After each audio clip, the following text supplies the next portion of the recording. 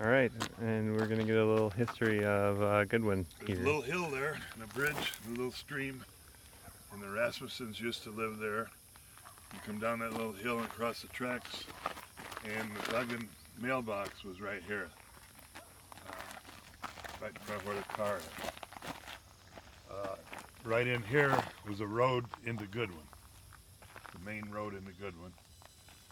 How about the barns over here? Down over here was a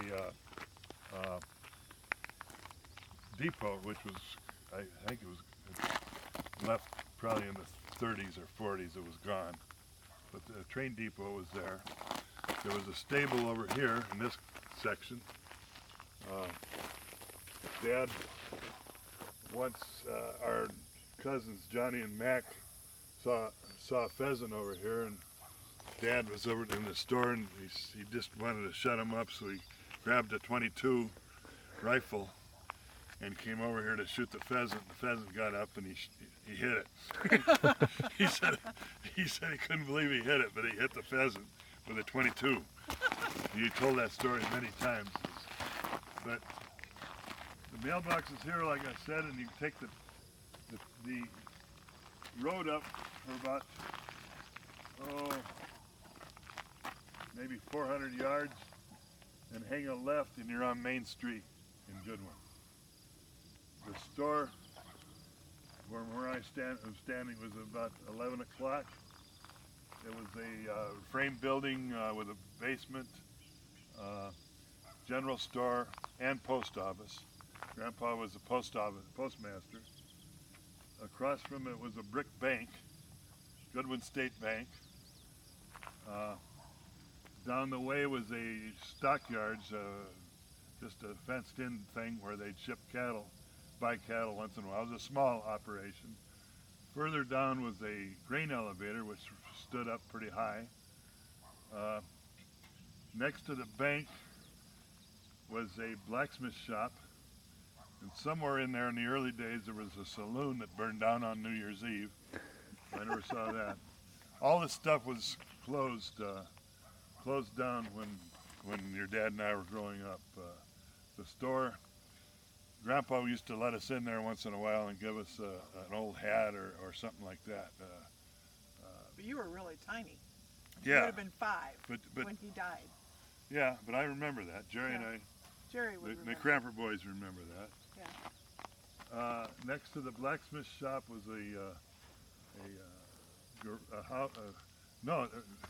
between the bank and the blacksmith shop was a frame house, which we moved up to the Anderson place when The West Farm.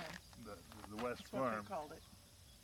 And but there was a house there with people in it, and there was a garage down the way, and another house which they tore that down before I was born. Where I'm standing at about 10 o'clock was where your great grandfather was born. Great-grandfather? No, grandfather. Your grandfather was born in a big frame house there, beautiful home with a wire fence around it. Wrought iron. Ornamental fence. There was a house in the back of it they called a summer kitchen, where they did a lot of the cooking because they had no air conditioning and stuff. So there was a summer kitchen behind it. Also at about 10 o'clock that way was closer to us was a one-room country school, 8 grades, one story, no basement.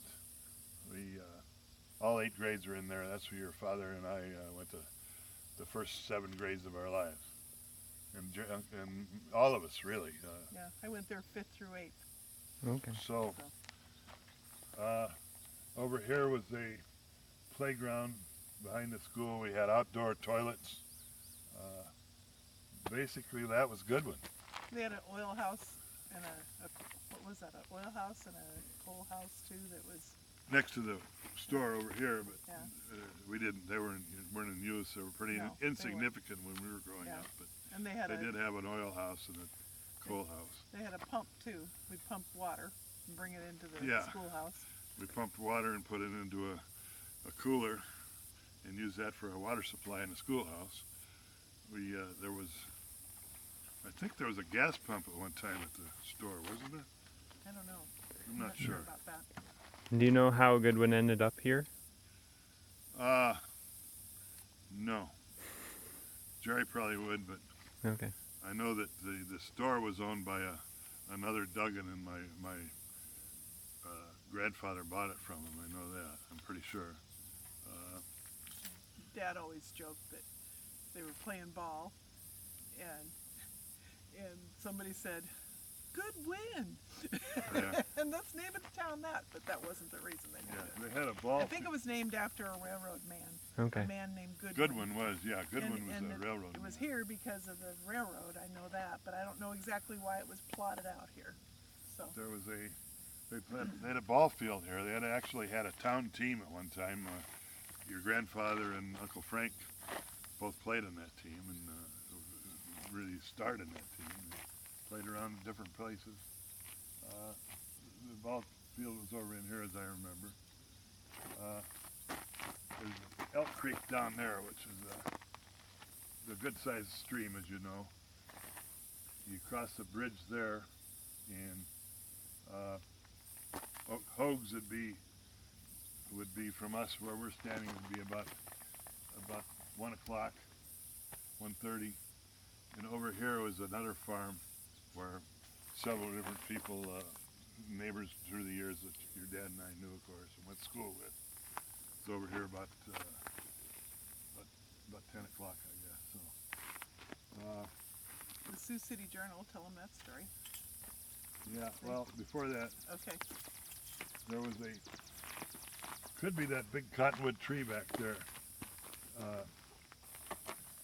Johnny and Mac, who lived in Goodwin, they were Uncle Frank's sons, had a rope which they would, hanging from that tree, and they would swing out over the creek for fun, you know. So we had a cousin who ended up being a priest. He always talked about coming out to Goodwin, and Grandma was his godmother, or no, it was his favorite aunt, I guess. That's what it was. And the priest came out and swung on the rope, and it broke. He went right into the creek. Father Reardon. Father Reardon. John, yeah. Yep. But what was I going to talk about?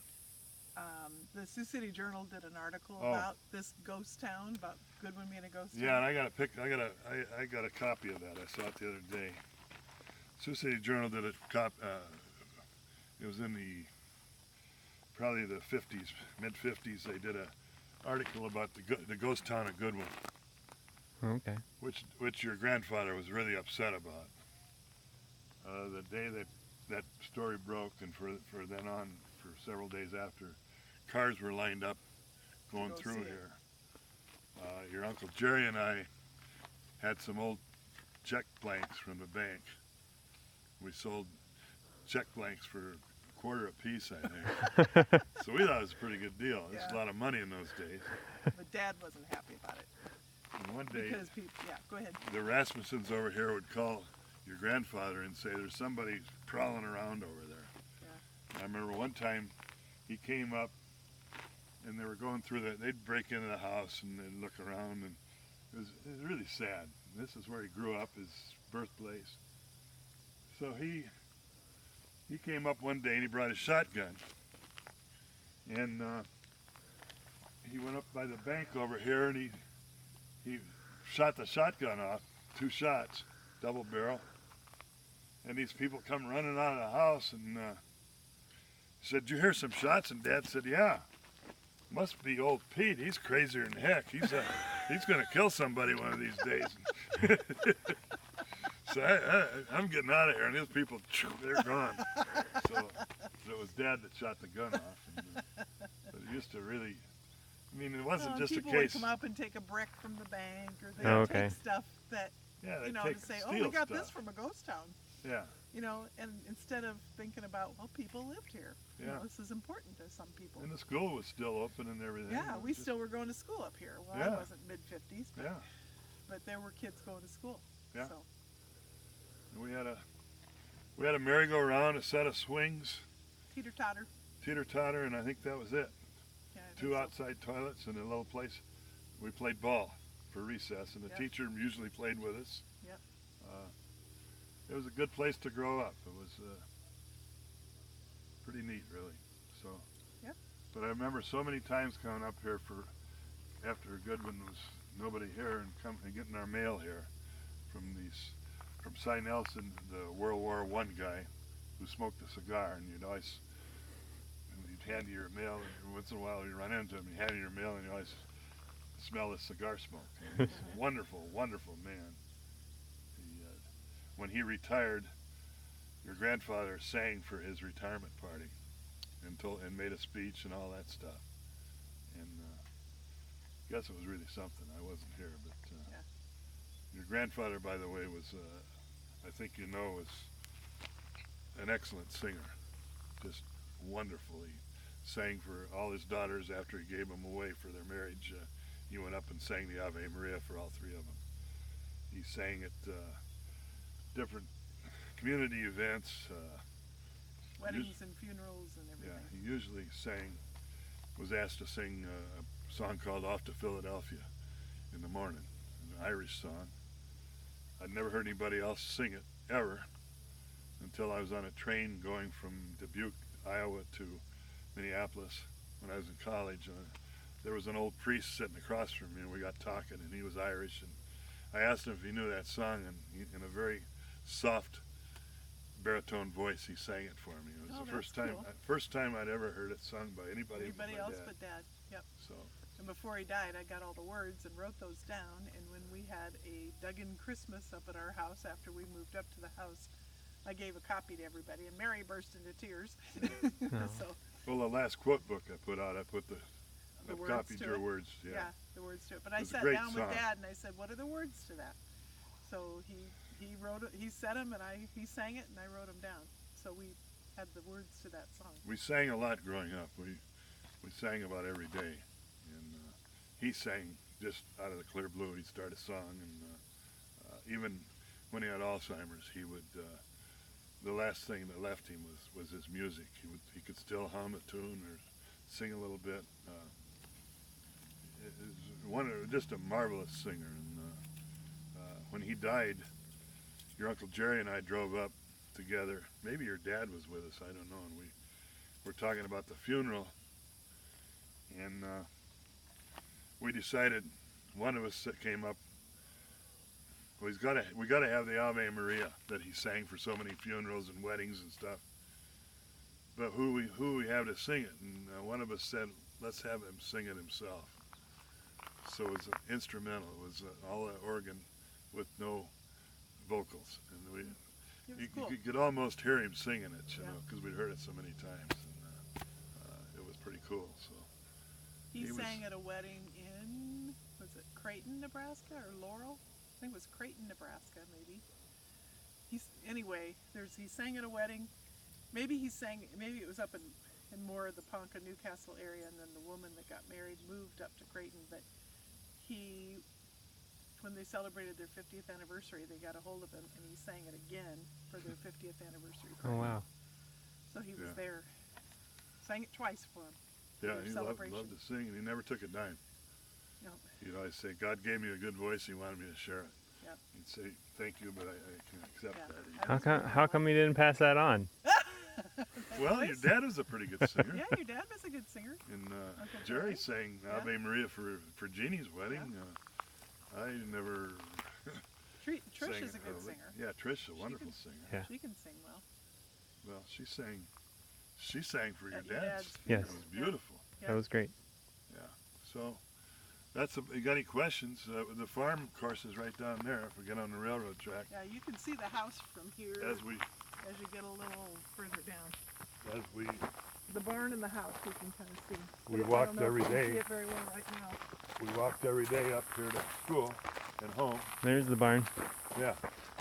I don't know if it'll show up in my video, but Probably not. Yeah, the barn, the house is right down the track. and then So the train derailed, the bridge failed, and was it all along here, Yeah, it was right like along on this Yeah. end? Yeah. It was not the crossing, crossing, but just that side. Yeah, like just right around the bridge down this way. It was just a mess. Yep. Sounds like it. Yeah, Right. and we used to walk on the tracks, probably the older ones more so than me. And Mom and maybe Aunt Frances would tell the kids, now if a train comes, you go grab a hold of a post so it doesn't suck you in. Yeah. And it was a way to keep them away from the train Yeah. track. But I think one time Mary or somebody or Bill didn't make it over to a post, and oh no, he's gonna get sucked in. Yeah, it looked like those trains kind of look like a big vacuum cleaner. Yeah, know? they do. And we had steam trains when your dad and I were real young. They were big smoking things, and that was pretty cool. Oh, another thing, Josh, when a train came by, and we were in school over there, we didn't have to ask permission. The whole school, every class could come over to the windows to watch the train go by. We had the smoke coming out, and we didn't have to ask the teacher. Just we did it. We could hear him, and a whistle stop. So, just one of those deals. And What does the whistle stop mean? means you got to whistle. The train's got Oh, to okay. They'll have a blow W, their horn. and Okay. they have to blow their horn as they get closer, like to a railroad crossing. okay. Crossings, and then they had a post, a white post about that high, where they had to whistle. There was one up there. I don't know if it still is, but probably not. But when your legs are about that big, that was a heck of a walk up here. Your dad and Uphill both ways? Yeah. But your dad and Bill, they'd walk up here with Jerry and I, and we'd have to wait for them a lot of times because they were just so young. Under strict orders not to leave them alone. But it was a good place to grow up. We had a lot of fun. It was good. All right.